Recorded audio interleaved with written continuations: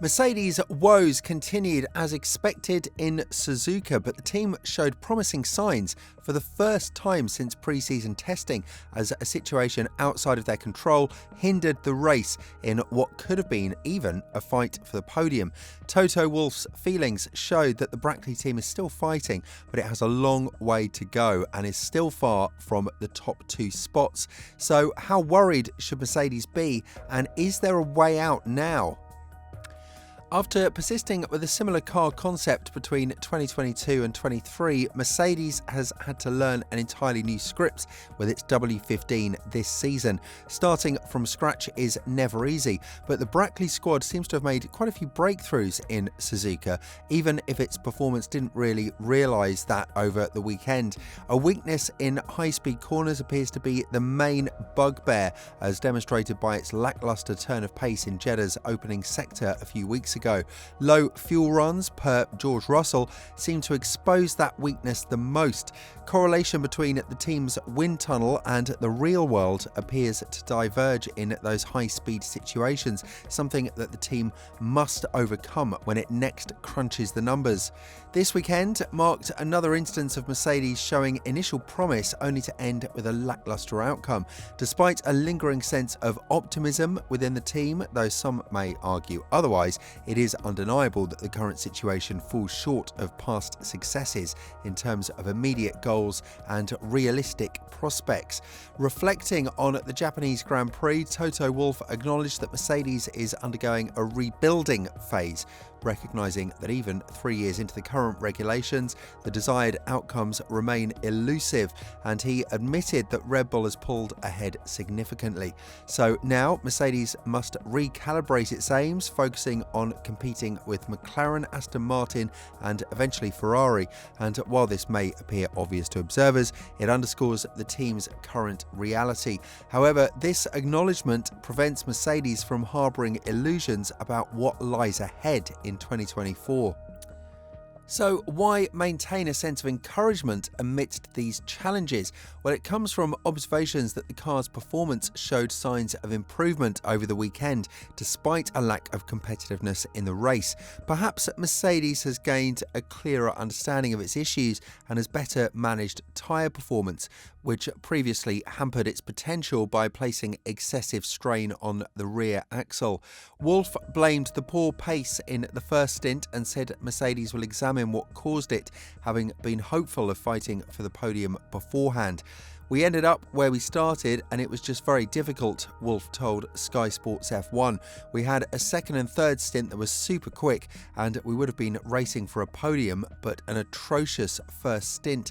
We need to find out what it was. Was it too hot? Were we over-managing?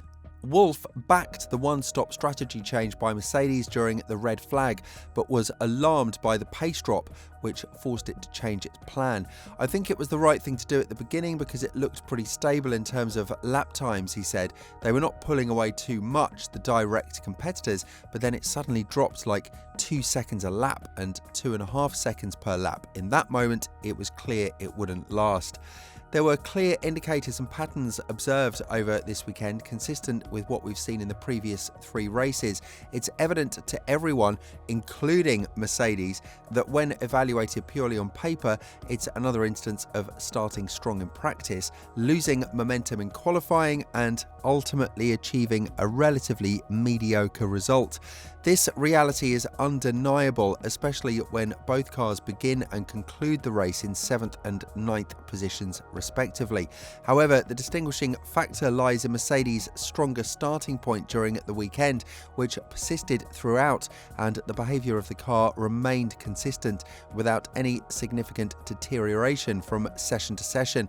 Unlike previous events, there wasn't an inexplicable decline in performance, although Lewis Hamilton expressed dissatisfaction with the car's handling during the Grand Prix, attributing it to higher than anticipated tyre degradation.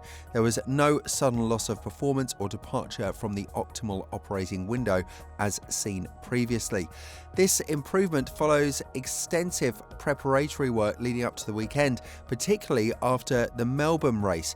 Efforts were made to refine the car setup and tyre management strategy to alleviate strain on the rear axle.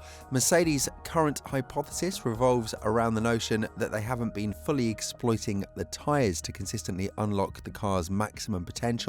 While they have ruled out any major aerodynamic deficiencies, there remains a discrepancy between the expected performance based on data and the actual on-track results.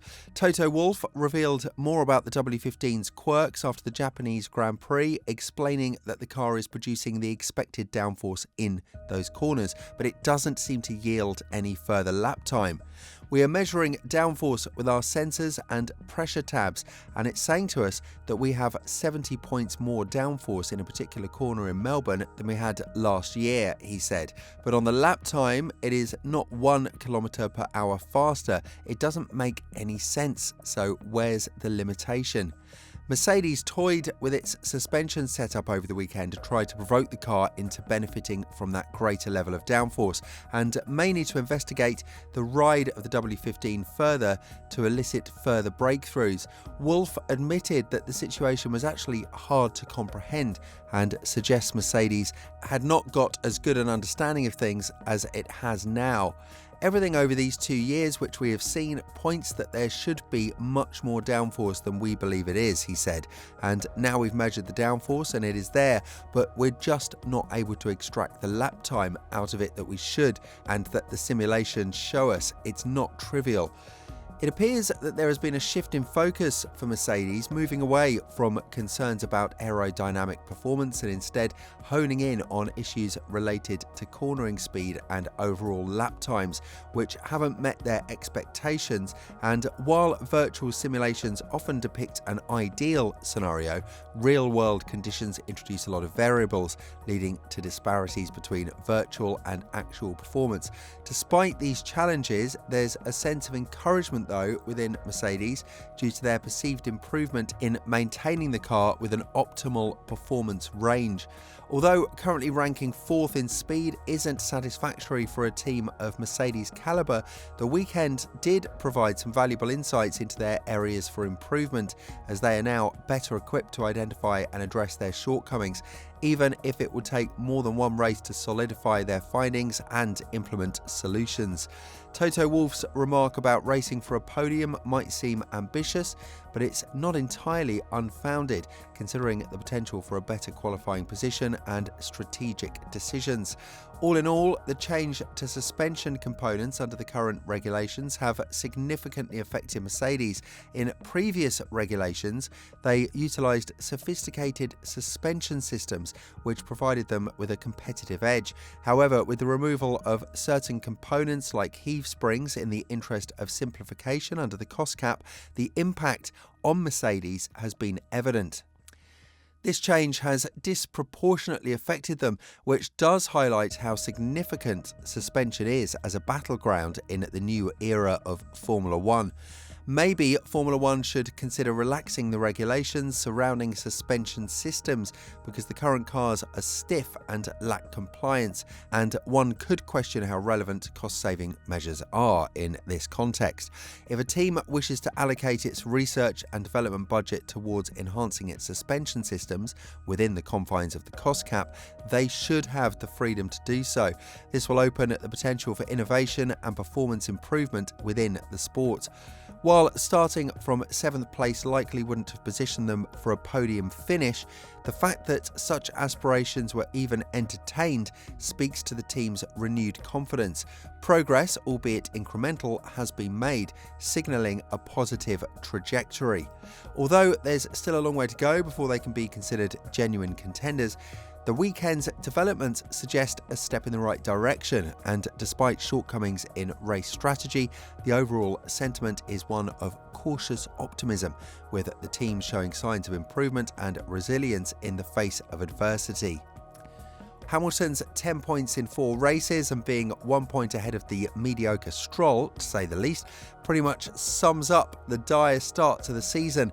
All good things come to an end, I'm afraid, and Lewis's move to Ferrari is definitely justified now, and one would think he's already waiting for the 2025 season, which would mean that Mercedes can bin their season right now and maybe just focus on next year's car if they can do something about it.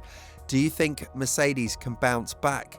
Let us know in the comments below. We'll see you in the next video.